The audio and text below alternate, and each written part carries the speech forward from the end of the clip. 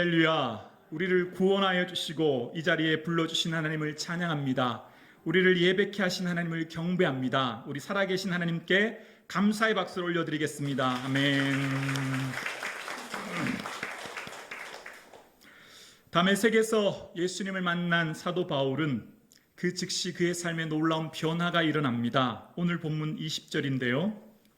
함께 고백할까요? 즉시로 각 해당에서 예수가 하나님의 아들이심을 전파하니. 즉시라는 단어가 시작되고 있습니다. 예수님을 만나자 견딜 수 없는 뜨거운 열정, 더 이상 머뭇거릴 수 없는 복음의 가치를 깨달은 것입니다. 이것보다 더 중요한 말씀은 없고 이것보다 더 귀하고 가치 있는 일은 없다고 하는 것을 깨달았습니다. 그러니까 즉시라고 하는 단어 속에 얼마나 긴박한가를 알 수 있는데요. 예를 들면 여러분 불이 났지 않습니까? 여러분 살고 있는 아파트에 불이 났으면 제일 먼저 뭘 하죠? 불이야, 불 났어요. 이렇게 말할 사람 없지 않습니까? 불이야! 라고 소리치고 제일 먼저 뭐 하죠? 119에 전화하지 않습니까? 그리고 비상 버튼을 누르지 않습니까? 지금 그런 상황이 연상되어요. 그러니까 골든타임이 있는 거죠. 앰뷸런스가 지나가면 차들이 비켜주는 것처럼 사도 바울은 지금 새로운 눈이 띄어진 거예요. 그의 눈에서 비늘이 벗겨지면서 가말리엘 문화생으로서의 그 지식의 가치보다 예수님을 아는 지식이 가장 고상함을 알게 되었습니다.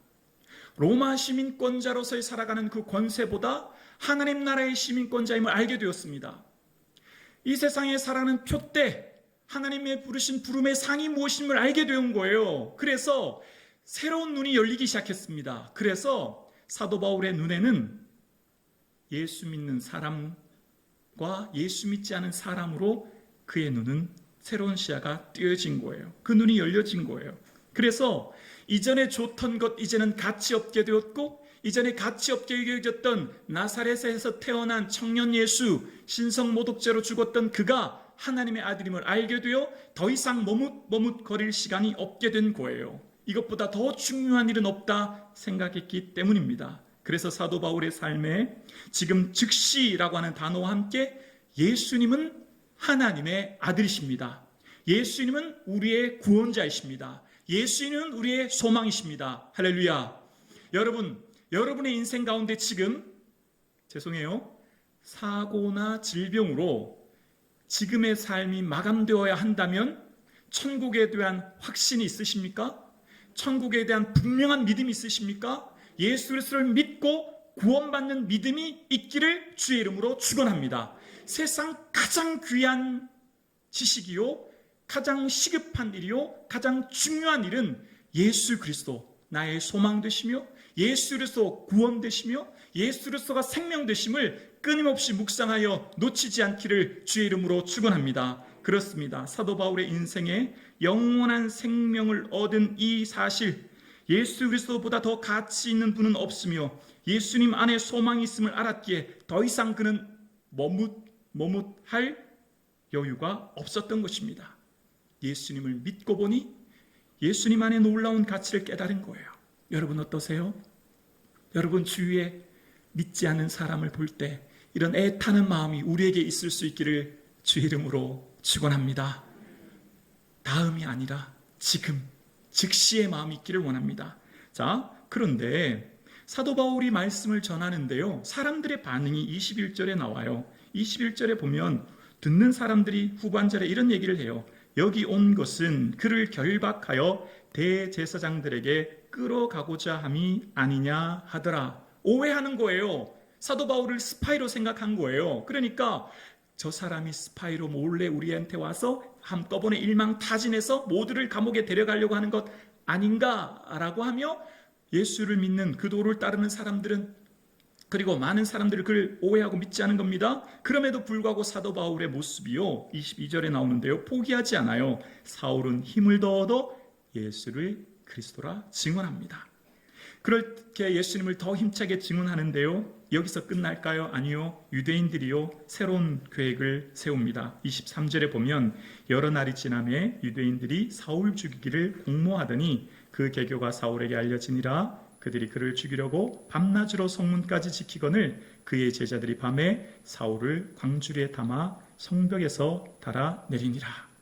사도 바울은요, 지금 복음을 전하기 위해 열심히 애를 썼잖아요. 그런데 복음을 전하는데 실패하는 장면이 나와요. 열심히 애썼는데 오히려 사람들은 그를 오해하고 오히려 그를 죽이려고 공모하는 모습이 나옵니다. 마치 복음 전도가 실패한 것처럼 보여요. 그러나 주님 안에 복음 전파는 실패가 없습니다. 모든 복음 증거는 당장의 열매가 없어도 예수 그리스도가 하나님의 아들이심을 증거하는 그것이 이미 열매요. 그것이 이미 하나님 나라가 선포되는 것이기에 주님 안에 복음 증거는 실패가 없는 것이죠. 사랑하는 성도님, 여러분의 삶의 지난 6개월 어떻게 보내셨나요? 내가 생각하기에 혹 실패라고 하는 것이 있으신가요? 실수라고 하는 것이 있으신가요? 그렇다면 오늘 이 사도 바울의 사역이요, 짧게 보면 마치 실패처럼 보여요. 그러니까 9장만 보고 놓으면 사도 바울이 실패처럼 보이거든요. 그런데 사도행전 전체를 보면 결코 실패가 아닙니다. 하나님의 또 다른 준비였거든요. 사랑하는 성도님, 우리의 삶을 짧은 관점으로 나의 삶을 지금 실패와 실수라고 결정짓기보다 하나님 주시는 영원한 관점으로 나의 인생을 새롭게 볼 수 있기를 원합니다. 주중에 욥기를 묵상하면서 욥기가 이런 고백을 하는데요. 이 욥기 16장 10절에 보면 욥이 이런 고백을 해요. 그럴지라도, 여기 그럴지라도라는 말은 뭐냐면요, 욥이 그런 말을 해요.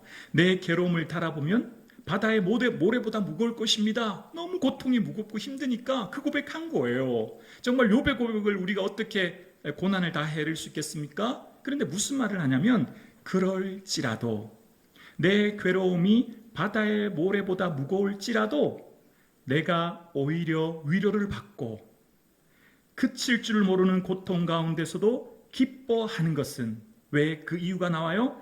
내가 거룩하신 이의 말씀을 거역하지 아니하였음이니라. 고난이 극심해요. 고통이 극심해요. 그럴지라도 말씀을 떠나지 않으면 위로가 되는 줄로 믿습니다. 예수님 안에 위로가 있는 줄로 믿습니다. 그럴지라도 내 괴로움이 바다 모래보다 무겁고 고통스럽고 힘들지라도, 그럴지라도 오히려 욥은 위로를 받고 오히려 욥은 기뻐한 이유는 내가 말씀 안에 거했기 때문이에요. 말씀 안에 거함으로 주시는 위로를 받았대요. 여러분, 말씀에 참된 위로가 있는 줄로 믿습니다. 말씀이 육신이 되어 이 땅에 오신 예수님께 위로가 있는 줄로 믿습니다. 예수님 안에 소망이 있는 줄로 믿습니다. 그가 말씀을 보내어 그들을 고치시고, 말씀을 보내어 우리를 고치시고 치유하여 주시는 줄로 믿습니다. 그러므로 여러분의 삶 가운데 힘들고 어려울 때는 말씀 붙들고 이겨낼 수 있기를 주의 이름으로 축원합니다. 자, 그렇게 말씀을 열심히 전했던 사도 바울이요, 사도 바울은 지금 오히려 진퇴양난의 상황이 펼쳐지는데요, 26절 보면 이런 말씀이 기록되어 있죠. 사울이 예루살렘에 가서 제자들을 사귀고자 하나 다 두려워하여 그가 제자됨을 믿지 아니하니. 보세요, 유대인들은 지금 사도 바울을 조금 전에 어떻게 했죠? 죽이려고 공모합니다. 그래서 회심하고 돌아왔어요. 그러면 초대교회 성도들은 사도 바울을 받아줘야 되잖아요. 근데 어떻게 하고 있죠? 두려워서 받아주지 않는 거예요. 꺼리 끼는 거예요. 모두가 가까이 가려고 하지 않아요. 두려워할 뿐만 아니라 사도 바울을 믿지 않습니다. 그럴 리가. 그가 몰래 간첩처럼 와서 우리를 체포하러 올 거야 라고 아무도 그에 가까이 가주지 않습니다. 진퇴양난의 상황이 된 거예요. 어디도 낄 수 없는 사도 바울의 입장이 된 거예요. 그런데 28절에 보면 반전이 일어나요. 28절에 보면 사울이 제자들과 함께 있어 예루살렘에 출입하며 또 주 예수의 이름으로 담대히 말하고, 아니 조금 전까지만 해도 사도 바울을 두려워하고 사도 바울을 믿지 않았던 사람들이 이제는 그들과 함께해서 예루살렘에서 사역을 함께하는 사이가 된 것입니다. 그 중간에 뭐가 있죠? 27절이 담겨져 있는 거예요. 이유는 27절 때문이에요. 우리 27절 함께 고백할까요? 바나바가 데리고 사도들에게 가서 거기까지입니다. 누가 데리고 갔다고요? 바나바가 사울을 데리고 갔다는 거예요. 그러면 열쇠가 어디에 있죠? 바나바가 사울을 추천했기 때문에 그 사람들은 바나바를 보고 사울을 바나바의 보증으로, 추천으로 사도 바울을 받아들였다는 거예요. 그러니까 다시 말하면 초대교회 성도들은 누구 때문에 사울을 받아줬죠? 바나바 때문에. 바나바의 그 인격과 신앙과 믿음 때문에. 자, 그러면 바나바가 어떤 사람인지를 알 수 있는데요. 바나바가 어떻게 초대교회 이런 신실한 사람으로 설 수 있었는지를 바나바에 대한 내용을 사도행전 4장 36절, 그러니까 앞단락에 나오는데 이런 말씀을 기록해요. 구브로에서 난 레위족이 사람이 있으니 이름은 요셉이라. 사도들이 일컬어 바나바라, 번역하면 위로의 아들이라 하니 그가 밭이 있음에 팔아 그 값을 가지고 사도들의 발 앞에 두니라. 원래 이 사람의 이름은 요셉이라고 합니다. 하나님께서 더하신다. 본명은 원래 요셉이에요. 그런데 사람들은 요셉이라고 부르지 않고 바나바라고 불렀다는 거예요. 위로의 아들이라고 불렀다는 거예요. 그 이유는 사도들이 그렇게 불렀기 때문에, 그렇게 호칭했기 때문에 사람들도 그렇게 불렀다는 거예요.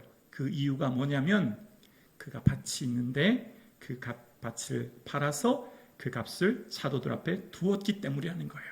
자, 이것을 이해하기 위해서는 초대교회 당시, 그러니까 기원 후 1세기 당시의 경제적인 상황을 살펴보아야 이 말이 잘 이해되는데요. 박영호가 씨가 쓴 우리가 몰랐던 1세기 교회라고 하는 책에 보면 1세기 상황의 경제적인 수준이 기록되어 있는데요. 이 당시 강대국 로마 인구의 약 40%는 생계 유지선, 그러니까 하루 벌어 하루 먹고 사는 사람들이 약 40%였고 28%는 생계 유지조차 할 수 없는 사람들이었다는 거예요. 그러니까 로마 인구의 약 70%, 강대국 로마에 사는 그 사람들이 인구의 70%가 겨우 먹고 살 만한 사람들이었다는 거예요. 그러니 그 속국인, 그 지배국인 이 팔레스틴, 그리고 이 나라에 사는 이 유대인들은 살아가는 삶의 수준이 매우 열악했다는 거죠. 그래서 그들의 삶의 대부분의 삶이 글을 읽지 못하는 사람들이었고 끼니를 해결하기 매우 어려웠다는 거예요. 여러분 보세요. 우리가 아프리카만 가도 그렇잖아요. 새끼 다 먹는 나라가 흔치 않지 않습니까? 아프리카 가면 겨우 두 끼, 한 끼 먹는 나라 많잖아요. 여러분 우리나라 불과 한 5, 60년 전만 해도 어떻습니까? 어르신들 흔히 보릿고개라고 하더라고요. 하루에 세 끼 먹는 게 어려웠잖아요. 그러니까 이때 당시에 초대교회 성도들이 떡을 떼며 교제할 수 있었던 것은 누군가의 헌신이 있었기 때문인 거죠. 초대교회가 그렇게 떡을 떼려면 경제적으로 이렇게 어려운 상황 가운데 누군가의 헌신, 그러니까 바나바는 자기가 가지고 있는 밭을 내어놓았어요. 왜 그럴까요? 남보다 더 가진 것을 사명으로 알았기 때문이에요. 내가 남보다 더 가진 것이 있다면 사명입니다. 바나바는 자신이 가지고 있는 것이 이 물질이라고 하는 것의 남보다 더 많이 가진 이 물질이 사명인 것을 알아 하나님 앞에 드렸던 거죠. 여러분, 지금 내가 남보다 더 가진 것이 물질이라면 사명입니다. 누구든지 다 부유하게 살고 싶어요. 누구든지 다 이 땅에서 부유한 인생을 누리고 싶지만 그런데 열심히 노력해도 그렇게 되지 않는 사람들이 대부분이에요. 그런데 나는 애쓰고 노력하는데 하나님이 부유하게 하시고 물질의 은혜를 주셨다면 그것을 사명으로 발견할 수 있기를 주의 이름으로 축원합니다. 여러분이 다른 사람들보다 더 믿음이 좋다면 사명이에요. 내가 하나님 앞에 기도하는 것이 즐겁고 내가 하나님 앞에 예배하고 하나님 앞에 기도하는데 기도 시간이 너무 좋다면 그 시간은 연약한 이웃을 위한 중보 기도의 사명이 있는 줄로 믿습니다. 다 기도하고 싶어요. 성도님들 누구나 다 기도하고 싶은데 기도가 어려운 분이 많아요. 5분 기도하고 10분 기도하는 것이 얼마나 어렵게 힘들어하는 분이 많거든요. 근데 나는 기도하면 1시간이 그냥 가고 2시간이 그냥 가면 사명이에요. 무슨 사명이죠? 연약한 이웃, 공동체, 민족을 품고 기도하라고 하는 사명인 거예요. 나는 남들보다 더 큰 건강이 있나요? 그럼 그것이 사명이에요. 주의 전을 열심히 봉사하고 섬기고 헌신하는 사명이에요. 여러분이 가진 지식이 남들보다 더 많은 지식을 가졌나요? 누구나 다 명문대 가고 싶잖아요. 공부하는 아이들, 명문대 가고 싶지 않은 아이들 누가 있나요? 그러나 내가 명문대를 졸업하고 그것을 다니고 있다면 그것은 사명이에요. 한부모 가정이나 어렵고 힘들어하는 이웃을 살필 수 있는 그런 사명이, 그런 믿음의 눈이 저와 여러분에게 있을 수 있기를 주의 이름으로 축원합니다. 왜죠? 알고 보면 이 땅에 내 것은 아무것도 없어요. 엄밀한 의미에서 우리 모두는 다 임대해서 쓰고 있어요. 하나님께 잠시 빌려서 사용하고 있어요. 심지어 내 생명마저도 하나님께서 잠시 이 땅을 살도록 허락하셨기 때문이에요.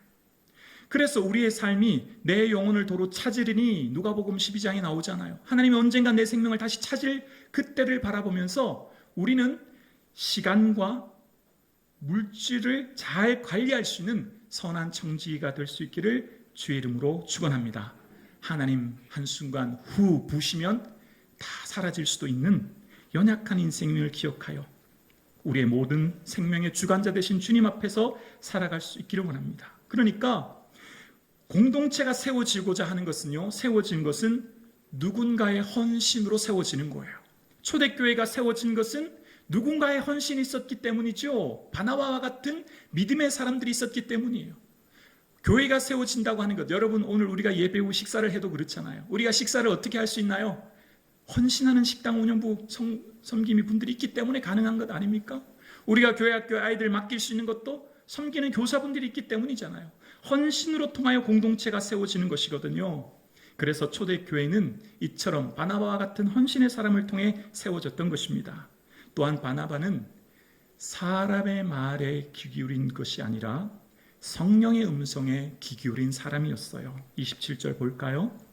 27절에 보면 바나바가 데리고 사도들에게 가서 사도행전 9장 27절입니다. 전사님, 바나바가 데리고 사도들에게 가서 그가 길에서 어떻게 주를 보았는지와 주께서 그에게 하신 일과 다메섹에서 그가 어떻게 예수의 이름으로 담대히 말하였는지를 전하니라. 그가 길에서 어떻게 주를 보았는지는 3절에서 9절 예수님을 만난 사건을 말하고요. 그 다음 주께서 그에게 말씀하신 이 일은 사명을 말합니다. 사도행전 9장 10절에서 19절 사명받는 사건을 말하고요. 다메섹에서 그가 어떻게 예수님의 이름을 담대히 전하였는지는 사도행전 9장 20절에서 25절 복음 전한 사건을 말합니다. 자, 그런데 바나바가 이 사실을 어떻게 알았는지는 성경이 침묵합니다. 그러니까 엄밀한 의미에서는 잘 몰라요. 그런데 제가 말씀을 묵상하면서 이런 깨달음을 얻게 되었어요. 바나바는 어떻게 알았을까? 바나바는 사도 바울의 모든 그 사명받는 그것을 어떻게 알았을까? 저는 바나바가 성령이 충만하여 성령의 감동으로 깨닫게 하여 알았다 생각합니다. 왜냐하면 바나바를 소개할 때 사도행전 11장 24절에 보면 바나바는 착한 사람이요 성령과 믿음이 충만한 사람이라 라고 이야기하죠. 그러니까 성령에 충만한 것은 곧 예수님으로 충만한 것이고 예수님으로 충만하여 성령의 감동으로 알게 된 것이죠. 여러분도 그런 경험 있지 않습니까? 누군가를 위해 열심히 기도하면 그분의 마음이 느껴지는 거예요. 김상복 장로님을 위해 열심히 기도하면 김상복 장로님의 마음이 느껴져요. 정진수 집사님을 위해 기도하면 정진수 집사님이 느껴지는 게 있어요. 조명숙 집사님을 위해 기도하면 조명숙 집사님이 느껴져요. 황인고 집사님을 위해 기도하면 황인고 집사님을 향한 마음에 느껴지는 게 있어요. 그 고유한 색깔이 있어요. 말로 표현하기는 굉장히 어려워요. 말로 표현하기 어려운 그분이 있는 현재의 상태가 느껴져요. 여러분도 그런 경험 있으시죠? 내가 누군가를 향해 깊이 진실로 기도하면 그분의 다양한 색깔이 느껴지고 그분을 향한 말씀이 기억나요. 말씀을 떠오르게 하세요. 그리고 그분을 향한 구체적인 기도를 하게 하세요. 그런 경험 있으시죠? 저는 이 본문을 묵상하면서 바나바가 어떻게 알았을까? 성령님이 감동해 주신 줄로 믿습니다. 성령님께서 깨닫게 하신 거죠. 성령님께서 지금 바나바에게 영감을 주셔서 알게 하신 것이죠. 그래서 바나바는요, 성령 충만은 예수님으로 충만한 것이고 예수님으로 충만한 것은 예수님 마음 품는 것이죠. 그래서 바나바에는 색다른 시야가 열려 있습니다. 어떤 시야냐면 사도행전 11장 23절에 보면 바나바의 시야는 이것입니다. 그가 이르되 하나님의 은혜를 보고 기뻐하여 자, 이게 지금 무슨 상황이냐면요. 예루살렘 교회가 담임 목사로 있는 바나바에게 저 멀리 있는 안디옥 교회가 막 부흥하기 시작하는 거예요. 그래서 예루살렘 교회가 바나바를 안디옥으로 파송하는 거예요. 그러니까 우리로 표현하면 제가 성북중앙교회 열심히 담임 목회 잘하고 있고 교회가 든든히 서가는데 저 외진 시골 마을에 교회가 세웠다고 저를 보내는 격인 거예요. 그럼 사실 좀 섭섭하지 않을까요? 왜냐하면 예루살렘 교회는 견고하게 서갔고 우리로 말하면 개척교회 보내는데요. 마음이 좀 서운할 수 있잖아요. 근데 바나바는 그런 마음이 없었고 어떤 시야로 갔다고요? 은혜를 보고 기뻐하면서 갔다는 거예요. 그러니까 바나바는 은혜의 시각으로 자신의 주어진 환경을 보고 자신의 사람들 보는 은혜의 눈이 열렸던 것이죠. 그러니까 이 말씀을 묵상하면 어때요? 바나바는 사도 바울을 은혜로 보았어요. 모두가 다 사도 바울을 꺼려해요. 만나려고 하지 않아요? 두려워해요? 믿지 않아요. 그런데 바나바는 은혜로 바울을 본 것이죠. 사랑하는 성도님, 바나바는 율법의 시각으로 하나하나 조목조목 따지면서 율법의 기준으로 바울을 본 게 아니라 은혜의 시각으로 바울을 품었습니다. 사랑하는 성도님, 여러분 주위에 누군가의 실수를 보셨나요? 그렇다면 은혜로 품을 수 있기를 주의 이름으로 축원합니다. 누군가의 과오, 누군가의 큰 실수를 보셨다면 내가 예수님께 용서받았듯이 나도 그 사람을 품는 은혜가 있기를 주의 이름으로 축원합니다. 사람들은 모두가 다 그 사람을 손가락질하고 실수를 지적할지라도 나는 그 사람의 아픔을 보고 그 사람의 눈물을 보며 그 사람을 품을 수 있는 은혜의 시야가 열릴 수 있기를 주의 이름으로 축원합니다. 우리 성북중앙교회가 이런 교회 될 수 있기를 예수 그리스도 이름으로 간절히 축원합니다. 하나님의 은혜를 보고 기뻐했던 바나바처럼 여러분의 인생에 펼쳐지는 일들, 사건과 환경과 삶 속에서 펼쳐지는 모든 일들을 객관적인 눈으로 볼 때는 나를 왜 그 개척교회에 보내나 섭섭할 수 있는 바나바는 은혜로 보았던 것처럼 여러분의 인생에 펼쳐지는 일들을 은혜로 보아 하나님의 행하실 일들을 기대하며 하나님의 행하실 일들을 경험할 수 있는 삶 사실 수 있기를 주의 이름으로 축원합니다.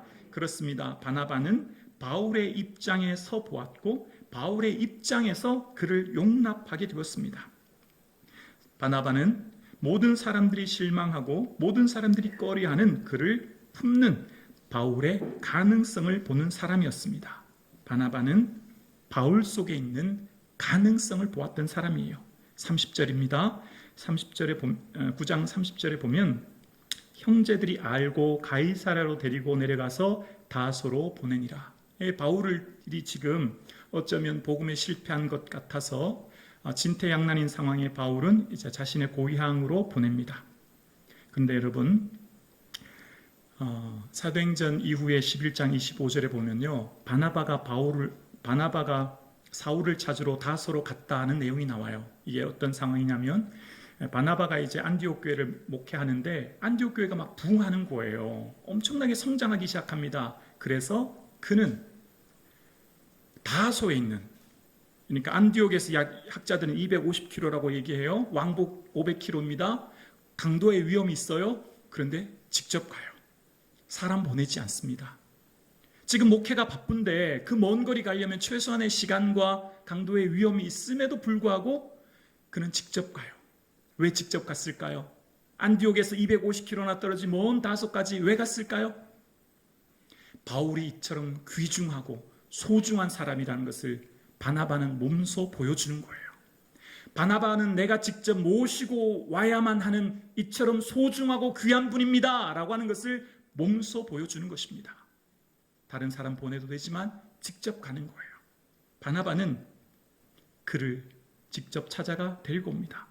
학자들에 의하면 바울은 다소에서 10년간, 그러니까 기원 후 33년에서 43년까지 머물렀다고 해요. 그러니까 오랜 시간 홀로 고향 다소에서 머물렀던 그를, 모두가 다 잊혀진 그를, 모두가 다 외면하고 있는 그를 바나바는 잊지 않고 있었던 거죠. 어떠한 위험을 감수하고 그는 바울을 데려와 함께 목회함으로 1년간 목회함으로 많은 사람들이 비로소 그리스도인이라 일컫게 되었다라고 이야기합니다. 교회가 막 부흥해요. 우리 교회가 막 부흥해요. 그러면 저 혼자 담임 목사하면 마음 편할 텐데 누구를 데려와서 공동 목회하는 건 쉽지 않은 일이잖아요. 공이 그 성과가 같이 나눠지는 거잖아요. 그런데 바나바는 바울을 데려와 함께합니다. 바울을 세워주기 위함입니다. 사랑하는 성도님, 우리 교회가 이런 교회 되기를 간절히 축원합니다. 홀로 힘들어하고 아파하는 일들 모두가 다 외면하고 찾아가지 않고 꺼려하는 그를 손잡아주고 세워주고 일으켜주는 그런 삶이 우리 삶 가운데 드러날 수 있기를 소원합니다. 이 땅을 살아가는 많은 사람들이 어쩌면 오늘날 수많은 현대인들은 고독 속에 살아간다 생각합니다. 참으로 외롭고 힘든 인생을 살아가죠. 모두가 다 자기 자신만을 위해 살아가는 이 시대에 예수님의 마음을 품고 홀로 아파하고 상처받은 이들의 친구가 되어지는 저와 여러분 되기를 소원합니다. 그런 놀라운 은혜 가운데 이제 사도행전의 이 31절은요 놀라운 말씀을 기록해요. 우리 이 말씀은 큰 소리로 한번 고백하실까요? 시작. 그리하여 온 유대와 갈릴리와 사마리아 교회가 평안하여 든든히 서가고 주를 경외함과 성령의 위로로 진행하여 수가 더 많아지니라. 그리하여 온 유대와 갈릴리와 사마리아 교회가 어떻게 해요? 평안하여. 그런데요, 사실 이 평안하여라는 단어는 좀 어색한 단어예요. 왜냐하면 바로 앞장 8장에 무슨 일이 있었죠? 예루살렘에 큰 박해가 일어나 많은 사람들이 뿔뿔이 흩어지게 되었고 지금은 박해의 상황인 거예요. 그러니까 사마리아와 유대와 갈릴리의 교회가 박해 가운데 있다라고 해야 되는데 웬일인지 오늘 본문에는 평안했다고 하면서 든든히 서갔다라고 이야기합니다. 그 이유는 성령의 위로가 있었다는 거예요.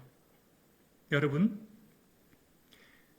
성령은 눈으로 보거나 만질 수 있는 분이 아니에요. 그렇죠? 영이신 주를 어떻게 우리가 봅니까? 누구를 통해 보죠? 사람을 통해 보는 거예요. 지금 이 초대교회가 어떻게 성령의 위로를 받았죠? 바나바를 통해 초대교회가 든든히 서갔던 거죠. 그러니까 외부에 아무리 박해가 있고 외부에 아무리 고난이 닥쳐도 예루살렘 교회, 이 갈릴리와 사마리아에 있는 교회가 평안했던 이유는 성령의 위로함 때문에 평안함이 있었고 그 성령의 위로는 바로 바나바와 같이 사람들을 품고 세우고 용납하는 사람을 통해 세워졌다라는 겁니다. 바나바에게 있는 사명은 생명을 낳는 사명이었습니다. 바나바에게 있는 사명은 바울 같은 사람의 생명을 낳는 귀한 사명이었어요. 모든 사람들이 꺼려하지만 바나바는 보증하여 세웁니다. 보증이란 말은 책임지는 거잖아요. 혹 그 사람의 실수까지도 내가 떠안는 거잖아요. 그럴 때 그는 신약 성경의 13권을 쓴 사도 바울을 세우는 사람이 되었습니다. 사랑하는 성도님, 초대교회가 성령의 위로로 진행하는 수가 많았다고 이야기합니다. 박해 상황임에도 교회가 평안했다고 이야기합니다.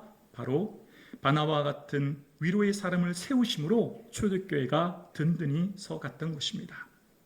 오늘날 성령님께서는 나를 통하여 이 공동체, 내가 속한 공동체를 세우기 원하십니다. 아파하고 신음하는 이 시대에 나를 통하여 하나님의 성령의 위로가 되는 삶 사실 수 있기를 예수 그리스도의 이름으로 간절히 축원합니다. 그렇습니다. 우리는 오늘 이 시대에 많은 사람들이 아파하고 힘들어하고 고통 가운데 있는 이 시대에 참된 위로자의 삶을 사는 저와 여러분 되실 수 있기를 예수 그리스도의 이름으로 간절히 축원합니다.